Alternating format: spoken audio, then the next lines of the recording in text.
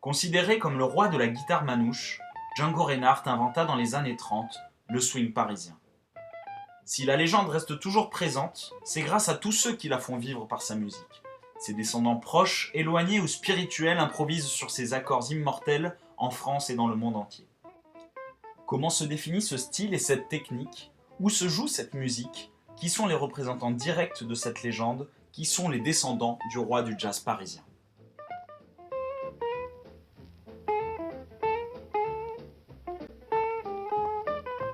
Christophe Laganne est l'un des acteurs de cette nouvelle génération.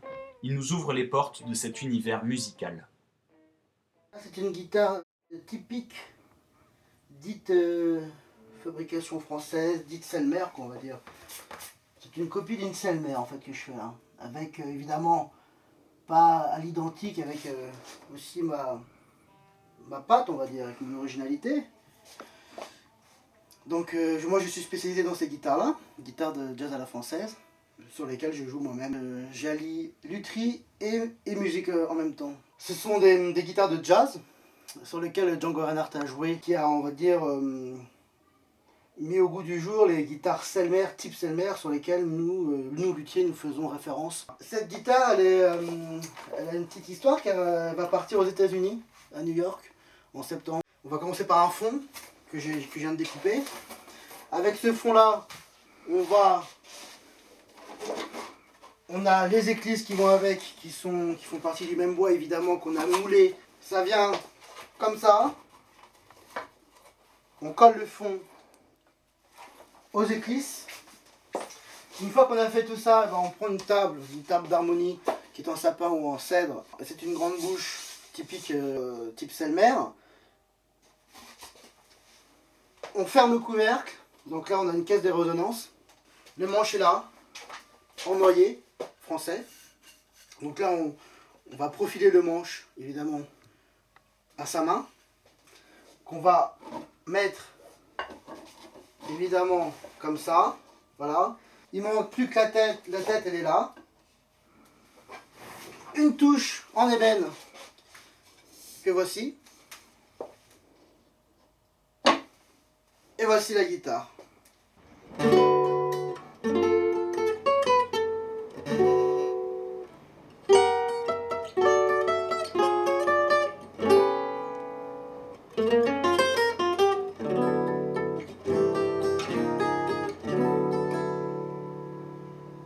Maintenant que les guitares sont fabriquées, on va tout simplement aller jouer, voilà, avec des copains.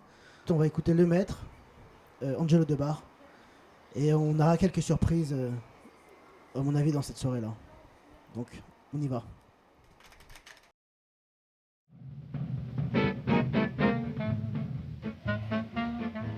La crème de la crème du jazz manouche se retrouve pour jouer entre eux. Ici, pas de cérémonie, pas de grand discours, mais du plaisir. C'est dans l'ambiance chaleureuse et autour d'un repas que nous retrouvons Christophe. Il nous présente au patron et à ses amis.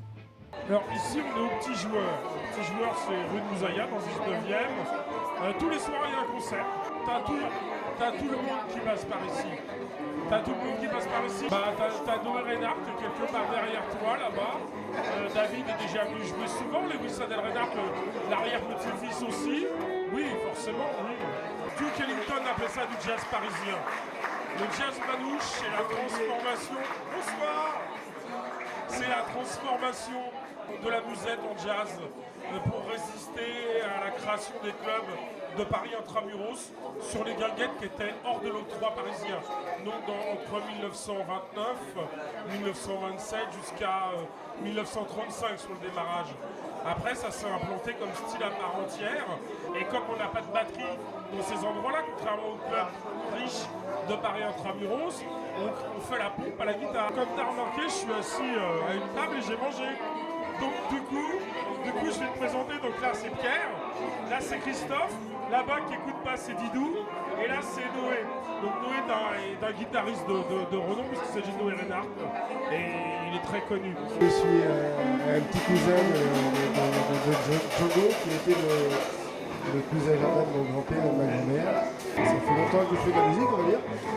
Et ça fait toujours plaisir de venir ici, de côtoyer des musiciens, des amateurs, des passionnés. Et notamment ce soir, on va entendre Angelo, le grand maître sculpteur. Ça va être chaud de jouer un morceau avec lui, mais bon, on va essayer quand même. Mesdames et messieurs, monsieur Neumann, pour prendre.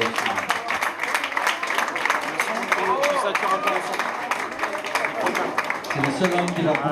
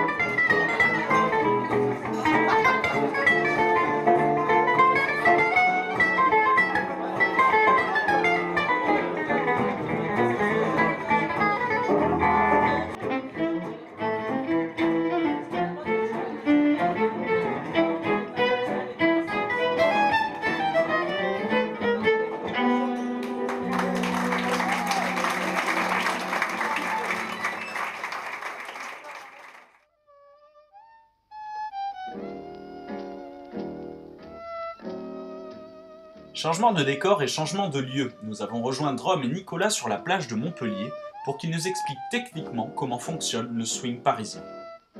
La musique manouche, effectivement, le swing se joue à plusieurs tout bonnement parce qu'il y a une rythmique, il y a une base rythmique qui est le swing et qui se fait avec un autre guitariste à côté qui fait la pompe manouche. Et voilà, qui est un appui rythmique pour le soliste qui lui improvise. Il y a le thème et voilà, et après on laisse une part d'improvisation, pratiquement les 3/4 du morceau, et on revient sur le thème pour finir. Voilà, tout simplement. C'est à peu près comme ça que fonctionne le swing manouche.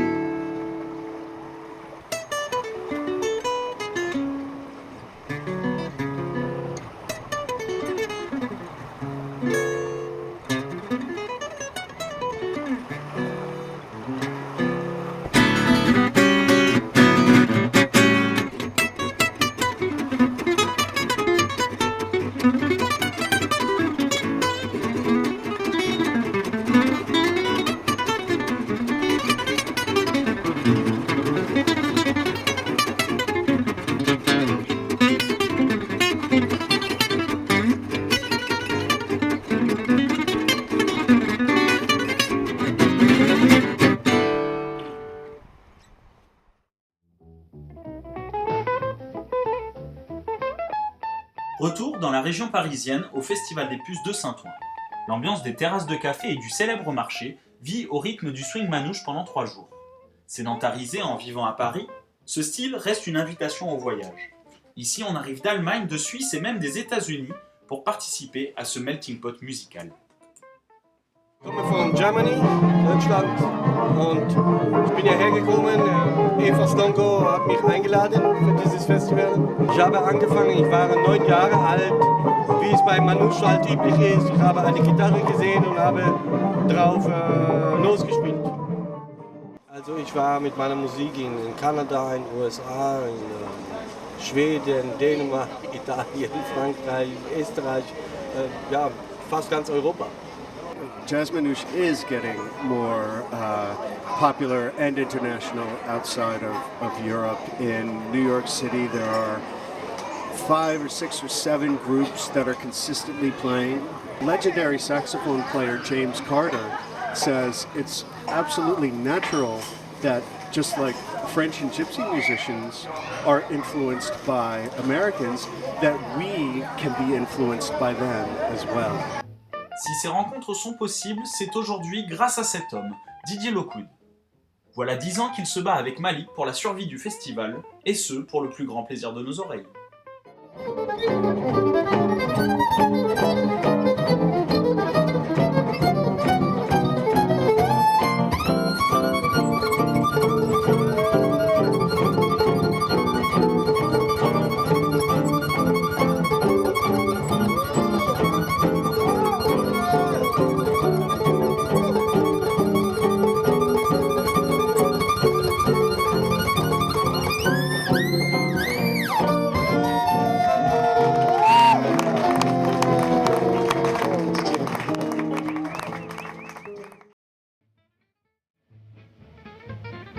Christophe rend une petite visite à son ami d'enfance David. Ce n'est nul autre que le petit-fils direct de Django Reinhardt. Ils ont commencé à jouer ensemble il y a près de 15 ans. Mais aujourd'hui, ce n'est pas que pour la musique qu'ils se donnent rendez-vous. David est l'heureux papa de 2 relèves peut-être virtuoses. Voilà. Alors je te présente Dan et Thomas. Ils sont nés il y a combien de temps? Alors il y a 15 jours. 15 jours. Ouais. Donc on dort. Des futurs guitaristes, quoi. Bah oui, j'espère. J'ai toujours rêvé d'être musicien, quoi. Ça, voilà. J'ai jamais été pompier ou policier, j'ai toujours été musicien. Moi je laisse la porte ouverte comme on me l'a laissé. Moi je suis issu d'une... Enfin mon père avait 9 enfants et je suis le seul musicien. Donc il a forcé personne. Je pense pas que c'est en forçant de toute façon qu'on crée des talents. Hein. Tout petit, donc j'ai toujours eu plein d'instruments à la maison, plein de musiciens, et plein de musique. Et... Donc j'ai baigné là-dedans. Hein. Je vais leur mettre une guitare dans les mains, je vais leur mettre des instruments, il y aura toujours des instruments qui traînent, il y aura toujours de la musique. Ils vont baigner là-dedans, donc je pense que s'il y en a un qui a la fibre, ben, il sera dans de bonnes conditions pour jouer. Quoi. La porte est ouverte à tout pour eux dans la vie, mais je vais quand même les bercer et les éduquer dans la musique.